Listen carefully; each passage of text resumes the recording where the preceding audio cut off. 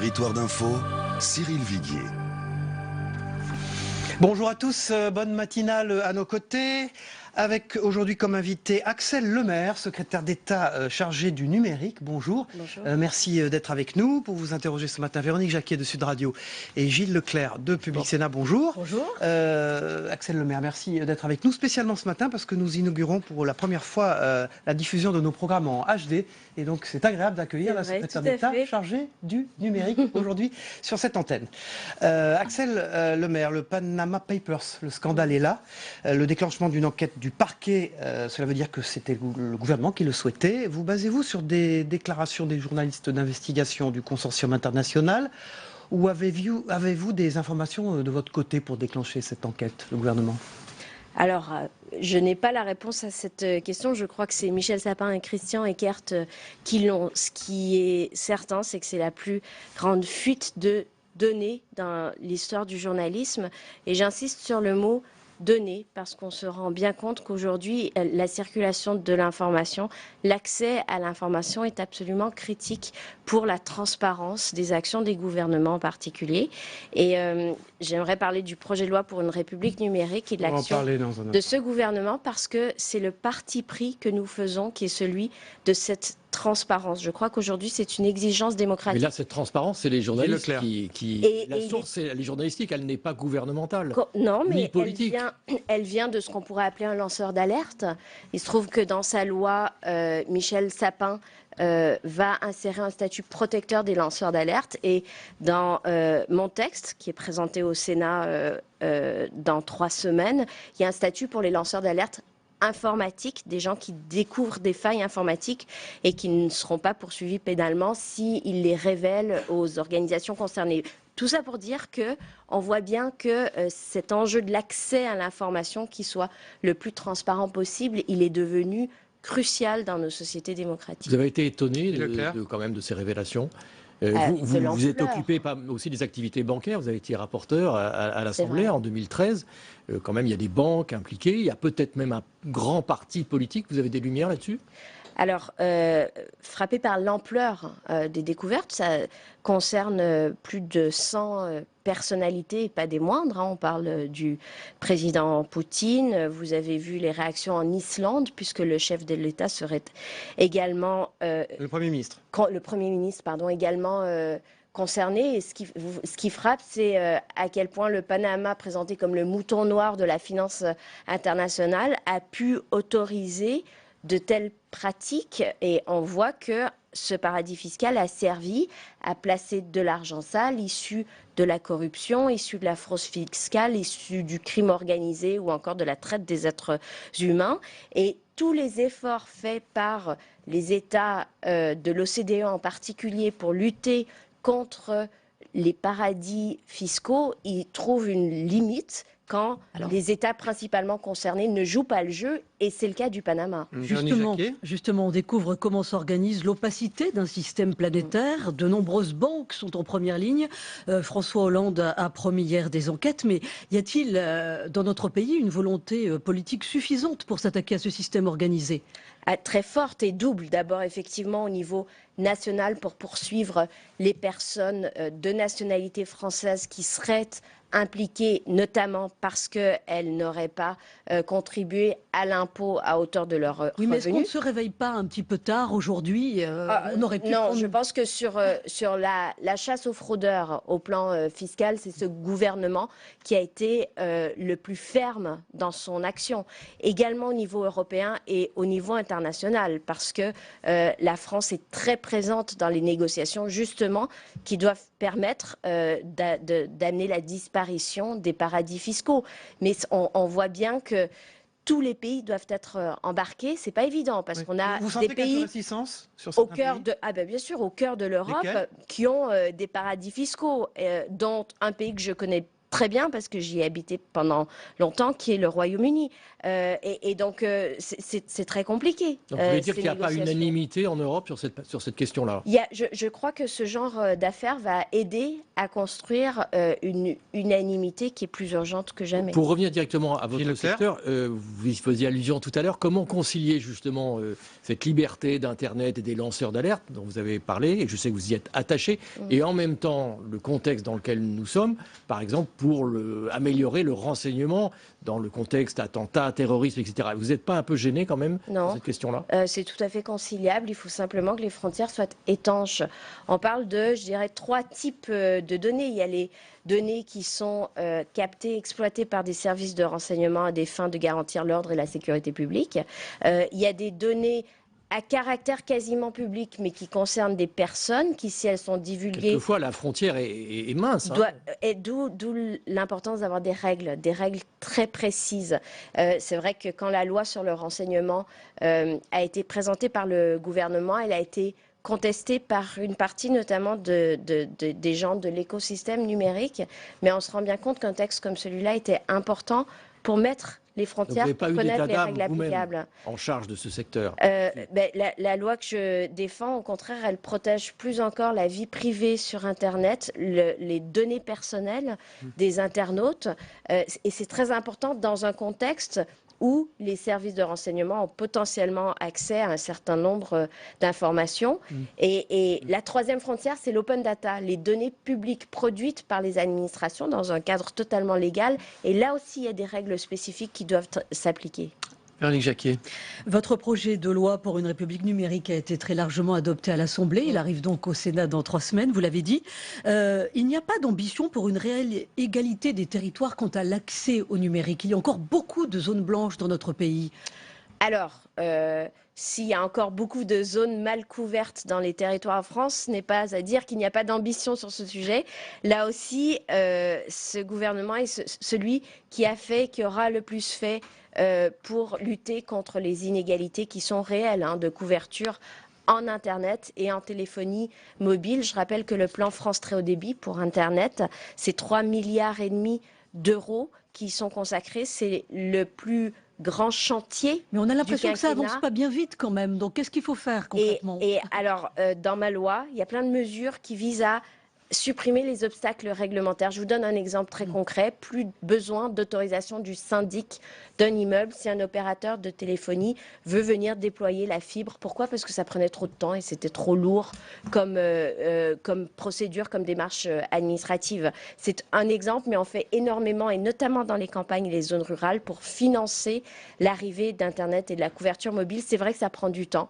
Il faut prévoir les financements. Il faut produire la fibre optique, par exemple. Il faut former les ouvriers qui viennent creuser les tranchées. Il faut tirer la fibre. Vous voyez, c'est très concret, mais ça met au minimum 3 ans. Ce grand plan, il a été lancé en 2012.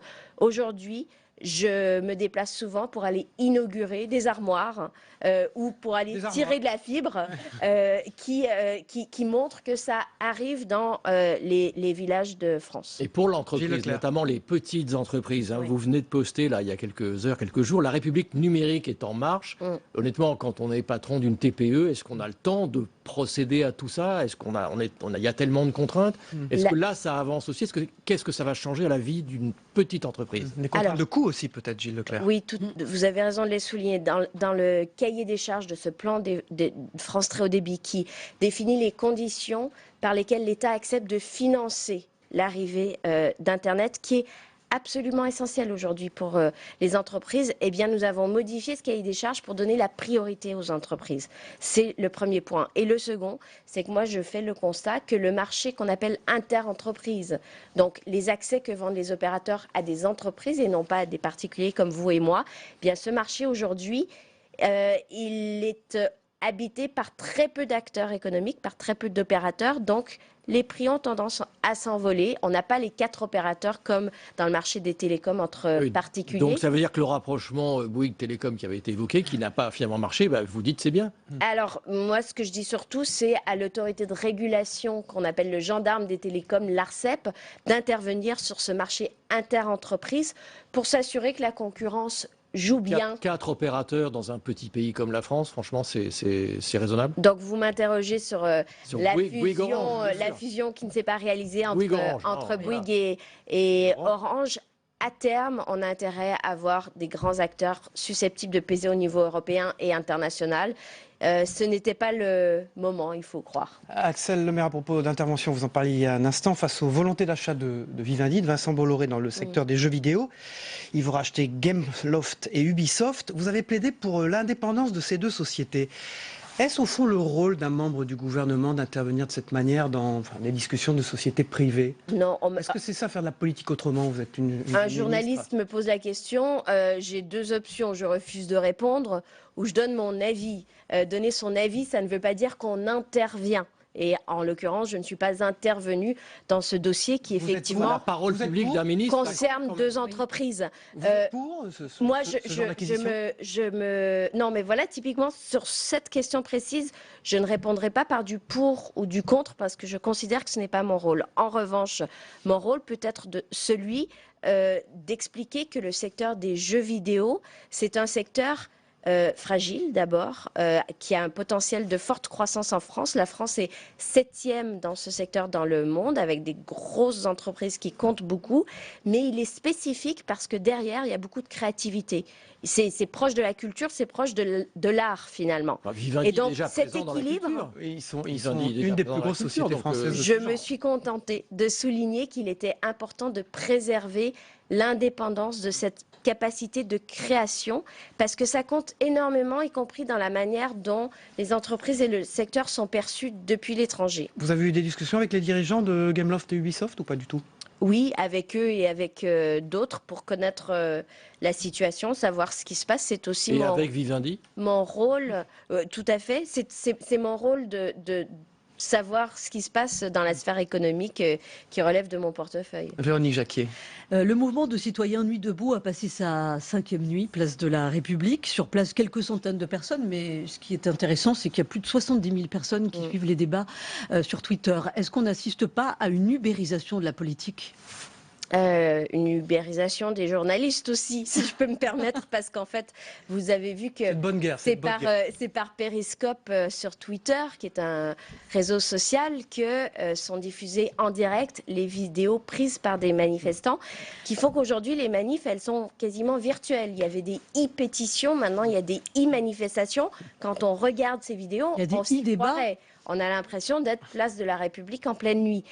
Ça interpelle les pouvoirs publics, vous avez raison. Donc il y a de l'inquiétude dans le gouvernement. Moi je prends le parti inverse, c'est-à-dire de considérer qu'il faut absolument intégrer ces formes d'expression dans la sphère citoyenne et publique, parce qu'aujourd'hui, elles sont un moyen d'expression comme un autre, et il faut les entendre, et il faut les écouter. On l'a peut-être pas fait assez, et moi, pour écrire mon projet de loi, j'ai procédé à une consultation citoyenne. Il y a eu plus de 147 000 votes de la part des internautes. Je crois que c'est une manière de faire action publique qui doit intégrer complètement l'expression citoyenne. Mais c'est une façon de faire qui échappe complètement au parti traditionnel. Hein. C'est un mouvement spontané, autogéré. Il y a des gens du PS qui se sont promenés, place de la République, Jean-Christophe Cambadélis. Bon, pour autant, je pense que c'est quelque chose qui échappe à la gauche. Moi, à la gauche, à la droite, je ne sais pas si ça échappe, mais en tout cas, ça interpelle et il faut en tenir compte, pas pour dire attention, alerte, nous sommes menacés, mais pour se réinventer, pour se reconstruire. Moi, j'envisage d'aller aussi faire un tour pour comprendre ces phénomènes sociétaux. Ils sont aujourd'hui une réalité et qu'il faut intégrer. Pour vous, est-ce que c'est l'expression d'une colère sourde qui échappe, qui dépasse le projet de loi El Khomri ? J'ai le sentiment, quand on interroge les personnes qui prennent part à ces événements, qu'effectivement, il y a un désenchantement qui est plus large. Il y a une désillusion, voire une défiance vis-à-vis des responsables politiques dans leur ensemble. Cette défiance vis-à-vis de François Hollande et du gouvernement. Je veux dire, là aussi, il faut il faut l'entendre. En revanche, on ne sait pas toujours quelles sont les revendications. Je dois dire que je ne comprends pas toujours ce qui est demandé très précisément. Et quand on veut discuter avec eux de la loi El Khomri, parfois, ils n'en connaissent pas le contenu. Donc là aussi, ça doit servir à augmenter la qualité du débat public et du dialogue. Axel Lemaire, Manuel Valls, le Premier ministre, a déclaré que le salafisme est en train de gagner la bataille idéologique de l'islam en France. Il s'est imposé à une partie de la jeunesse, a-t-il dit hier soir. Y a-t-il dans le domaine du numérique, qui est votre secteur d'activité, de l'Internet, des mesures nouvelles à prendre de ce point de vue-là? Je crois que beaucoup a été fait. Et aujourd'hui, nous sommes au sein du gouvernement dans une démarche de collaboration avec les géants de l'Internet, avec les grands acteurs du numérique de mieux en mieux et de plus en plus. On a entendu parler de problèmes entre le FBI et Apple, bien sûr. Apple, alors là, c'est plus spécifiquement pour des investigations policières ou judiciaires. Donc, mais d'une manière générale, ils collaborent. Mais de manière générale, c'est vrai qu'il y a un sentiment de la part du grand public qu'il est possible de tout dire sur Internet et sur les réseaux sociaux. Ce n'est pas tout à fait conforme à la réalité. Il n'empêche qu'il faut être plus efficace dans la réponse. Les entreprises de l'Internet comme les pouvoirs publics, et pour cela, ils doivent se coordonner. La coordination de ce point de vue est beaucoup plus efficace, parce que c'est vrai que les plateformes signalent des contenus totalement illicites aux forces de l'ordre de manière de plus en plus Merci Axel Lemaire, secrétaire d'État chargé du numérique, et surtout d'avoir été avec nous ce matin pour inaugurer la première journée de diffusion de nos programmes en HD. J'espère que c'était clair. On passe à l'analyse de vos propos, mais aussi de l'actualité avec les éditorialistes dans un instant. Au revoir, merci.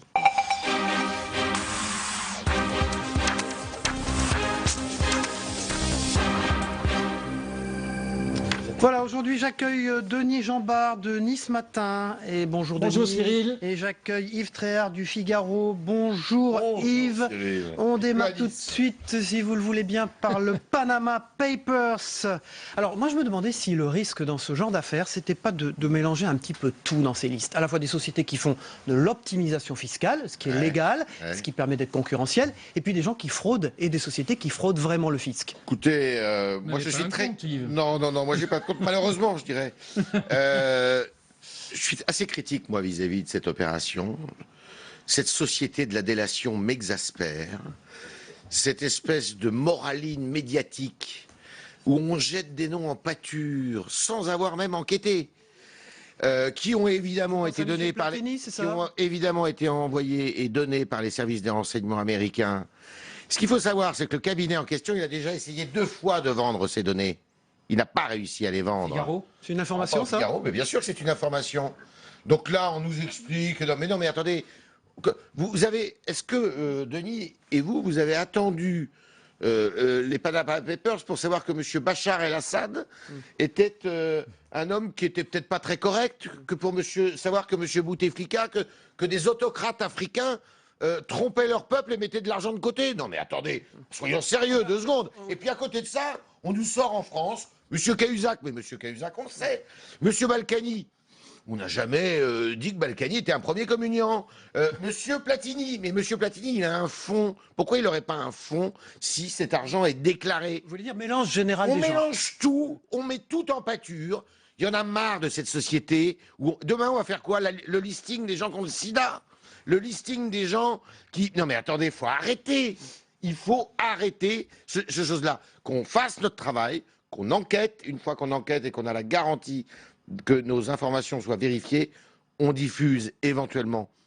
Mais je trouve que ces procédés sont pas bons. Denis Jambard, là-dessus. Je partage un peu, pas complètement, l'énervement d'Yves, mais je partage un peu son point de vue. C'est-à-dire qu'on est dans une société médiatique qui veut tellement aller vite maintenant que, en effet, l'investigation, comme on l'appelle, disons l'enquête, moi j'aime pas beaucoup ce mot investigation, qui semble placer un journalisme au-dessus des autres, pompeux, ce mot américain, c'est de l'enquête. Vous savez, j'ai toujours dit que c'était beaucoup plus difficile d'enquêter sur la rue à côté qu'à l'autre bout du monde, parce que personne n'est là pour vérifier. Patron d'un grand news magazine, mais le journalisme d'investigation du consortium international d'investigateurs, c'est quelque chose auquel vous auriez pu faire appel?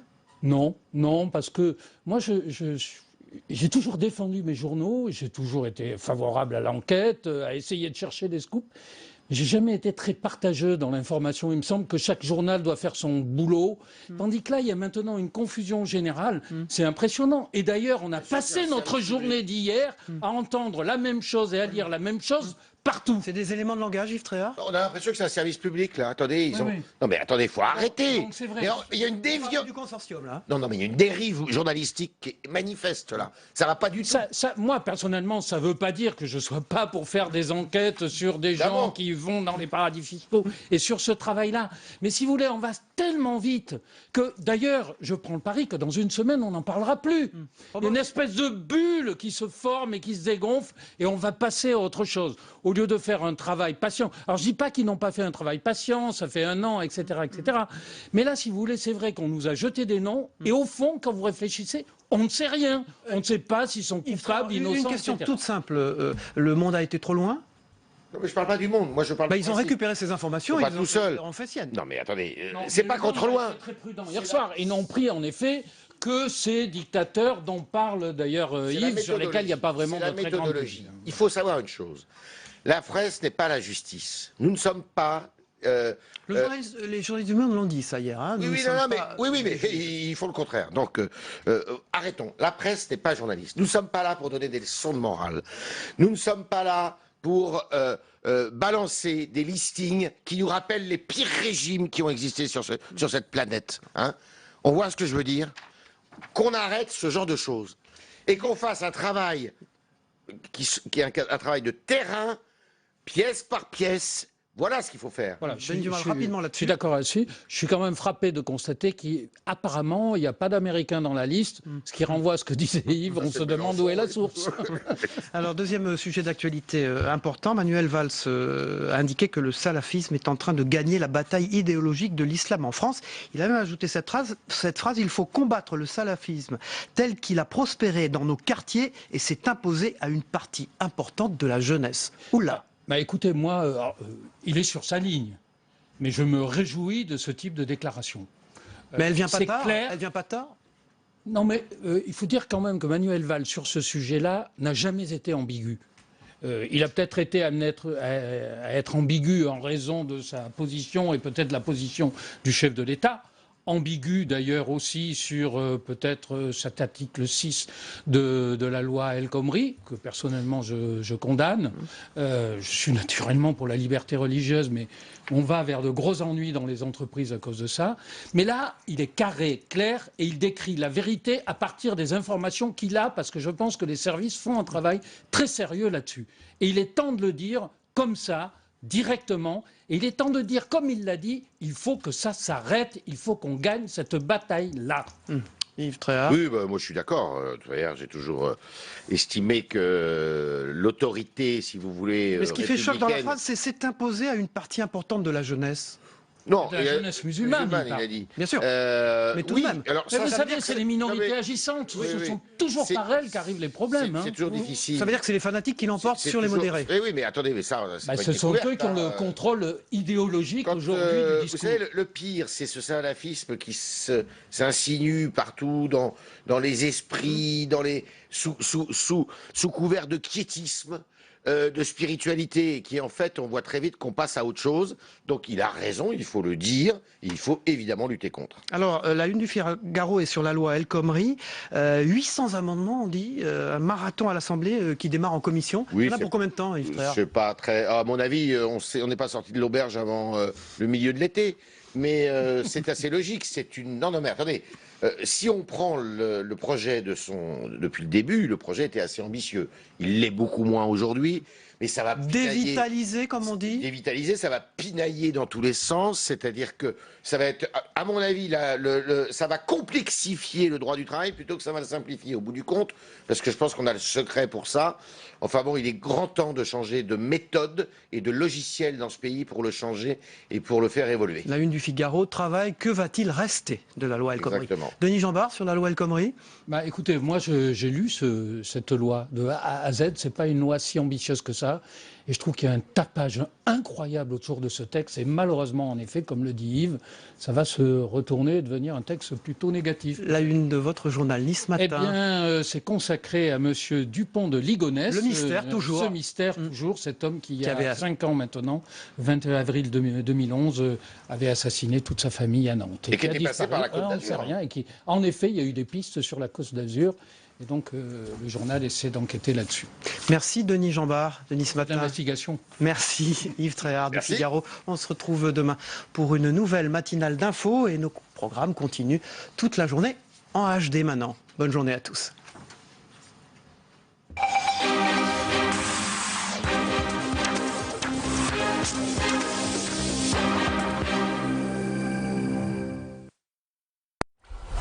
Continuez à réagir.